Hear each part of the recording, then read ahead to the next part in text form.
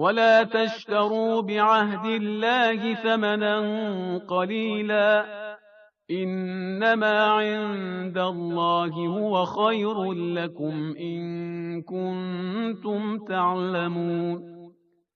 અને અલ્લાહ સાથેના કરારને, વાયદાને નજીવી કિંમતમાં વેચી ન નાખો. જો તમે જાણો તો બેશક અલ્લાહની પાસે જે છે તે તમારા માટે વધુ સારું છે.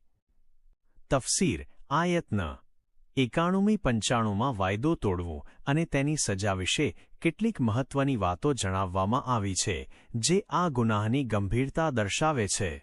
તમારી વધારે સંખ્યા કે તમારી તાકાત અથવા બીજા લોકોની તાકાત આમાંથી કોઈ પણ વસ્તુ વાયદો તોડવાનું કારણ બની શકતી નથી.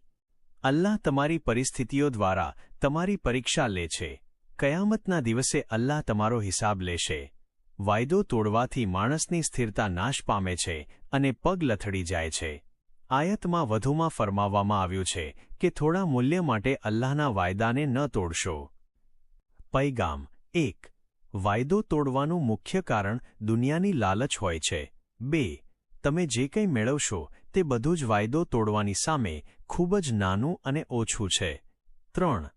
અલ્લાહની રહેમત અને બરકતો ગુમાવીને થોડોક ફાયદો મેળવવા માટે વાયદો તોડવું મોટી ભૂલ અને વિચારધારા છે. અલ્લાહ ફરમાવે છે, અલ્લાહે જે તમને અતા કર્યું તમારા માટે વધુ સારું છે જો તમે સમજતા હો.